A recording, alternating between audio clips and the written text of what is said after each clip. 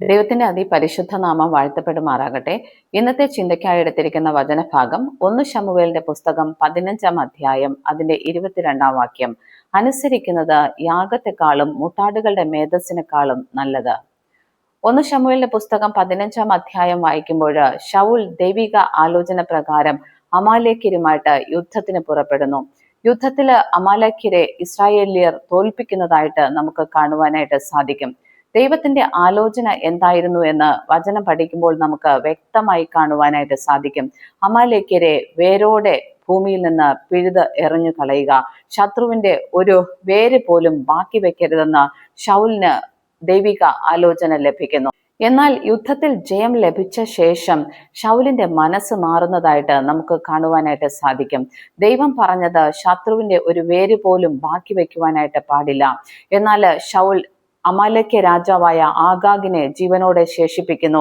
അവിടെ കണ്ട മേത്തരമായ ആട്, മാട്, തടിപ്പിച്ച മൃഗം ഇവയെല്ലാം ജീവനോടെ ശേഷിപ്പിക്കുന്നു. എന്നാൽ നിസ്സാരമായതിനെയെല്ലാം നശിപ്പിച്ചു കളയുന്നതായിട്ട് വചനം വായിക്കുമ്പോൾ നമുക്ക് മനസ്സിലാക്കുവാനായിട്ട് സാധിക്കും. നമ്മുടെ ജീവിതത്തിലും പലപ്പോഴും ദൈവം ചിലതിനെയെല്ലാം ഉപേക്ഷിക്കുവാനായിട്ട് പറയുമ്പോൾ നമുക്ക് പ്രിയപ്പെട്ടതിനെയെല്ലാം, നമുക്ക് നല്ലതെന്ന് തോന്നുന്നതിനെല്ലാം സൂക്ഷിച്ചു വയ്ക്കും.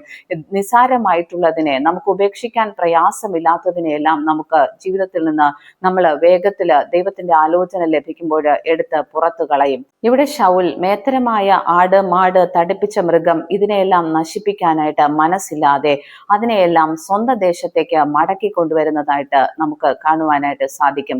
ദൈവത്തിന്റെ ആലോചന പൂർണ്ണമായിട്ടും അനുസരിക്കുവാനായിട്ട് ശൗലിന് കഴിഞ്ഞില്ല. ഭാഗികമായിട്ട് അവൻ അനുസരിച്ചു എന്ന് വരുത്തി തീർക്കുന്നതായിട്ട് നമുക്ക് കാണുവാനായിട്ട് സാധിക്കും. നമ്മുടെ ജീവിതത്തിലും ദൈവം നമ്മോട് ആവശ്യപ്പെടുന്നത്, ഒരു ദൈവിക ആലോചന ലഭിച്ചാൽ അത് പൂർണ്ണമായിട്ടും അനുസരിക്കുക. നമ്മുടെ ജീവിതത്തിൽ നിന്ന് ഒരു പാപത്തെ നീക്കിക്കളയാൻ പറഞ്ഞാൽ അത് വേരോടെ പിഴുതെറിഞ്ഞ് കളയുക. അതിന്റെ ശിഖരങ്ങൾ മാത്രം മുറിച്ചു കളഞ്ഞിട്ട് കാര്യമില്ല, വേരോടെ പിഴുതെറിഞ്ഞ് കളയുക. ശൗൽ ദൈവസന്നിധിയിൽ തെറ്റു ചെയ്തു, ദൈവിക ആലോചനയ്ക്ക് വിരുദ്ധമായിട്ട് പ്രവർത്തിച്ചു. ഉടനെ ശമൂവേൽ പ്രവാചകന് ദൈവത്തിന്റെ ദൂത് ലഭിക്കുന്നു. ശമൂവേൽ പ്രവാചകൻ ശൗലിനെ കാണുവാനായിട്ട് കടന്നു വരുന്നതായിട്ട് നമുക്ക് കാണുവാൻ സാധിക്കും. ശൗലിനെ കാണുമ്പോൾ തന്നെ ശമൂവേൽ പ്രവാചകൻ ചോദിക്കുന്നത്, ഞാൻ കേൾക്കുന്ന ഈ ആടുകളുടെ കരച്ചിലും കാളകളുടെ മുക്കറയും എന്താകുന്നു എന്നാണ്. നമ്മോടും ദൈവം പലപ്പോഴും ചോദിക്കുന്ന ഒരു ചോദ്യമാണ്. പലപ്പോഴും ദൈവം നമ്മളോട് പല ദൂതുകൾ പറയും, പല കാര്യങ്ങൾ അനുസരിക്കുവാനായിട്ട് ആവശ്യപ്പെടും, വചനത്തിലൂടെ ആവശ്യപ്പെടും. നമ്മൾ പലപ്പോഴും ഭാഗികമായി അനുസരിക്കും, അല്ലെങ്കിൽ അനുസരിക്കാതിരിക്കും. വിശ്വാസികളായ നമ്മുടെ അനുസരണക്കേടിന്റെ കരച്ചിലും മുക്കറയും നിരന്തരം ദൈവസന്നിധിയിൽ എത്തിക്കൊണ്ടിരിക്കുകയാണ്. ഇവിടെ ശൗല് ഒരു സാധാരണ വ്യക്തിയല്ല, യഹോവയാൽ അഭിഷേകം ചെയ്യപ്പെട്ട രാജാവാണ്. നമ്മളും ഒരു സാധാരണ വിശ്വാസിയല്ല, പരിശുദ്ധാത്മാവ് ഉണ്ടെന്ന് അവകാശപ്പെടുന്ന, അഭിഷേകത്തിൽ ജീവിക്കുന്നു, വചനം അനുസരിക്കുന്നു എന്ന് അവകാശപ്പെടുന്നവരാണ്. എന്നാൽ പലപ്പോഴും ദൈവം ദൂതുകൾ തരുമ്പോൾ, വചനം അനുസരിക്കേണ്ടി വരുമ്പോൾ നമ്മുടെ അനുസരണക്കേടിന്റെ നിലവിളി, മുക്കറ ദൈവസന്നിധിയിൽ അരോചകമായി മാറുന്നു. പലപ്പോഴും നമ്മൾ ദൈവത്തിന്റെ ആലോചനകൾ ഭാഗികമായി അനുസരിക്കുന്നു, അല്ലെങ്കിൽ അനുസരിക്കാതിരിക്കുന്നു.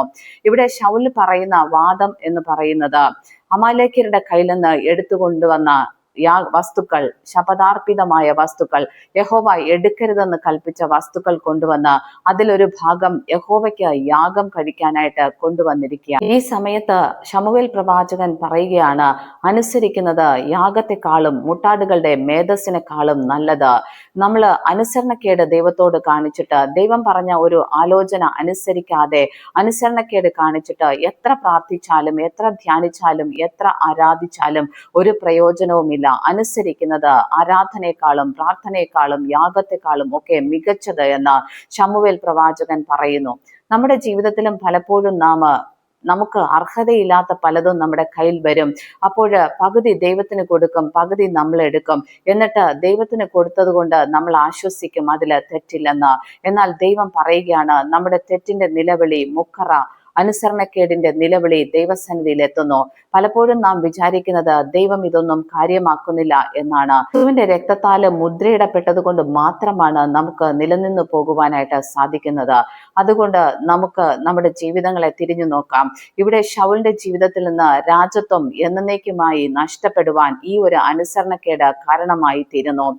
നമ്മുടെ ജീവിതങ്ങളെ ഒന്ന് പരിശോധിച്ച് നോക്കാമോ? നമ്മുടെ ജീവിതത്തിൽ നിരന്തരമായി ഉണ്ടാകുന്ന അനുസരണക്കേടുകൾ, ദൈവത്തിൽ നിൽക്കുമ്പോഴും പ്രാർത്ഥിക്കുമ്പോഴും ആരാധിക്കുമ്പോഴും ദൈവത്തോടൊപ്പമാണ് നടക്കുന്നതെന്ന് അവകാശപ്പെടുമ്പോഴും പലപ്പോഴും ദൈവകൽപ്പനകൾ നാം ലംഘിക്കുന്നു.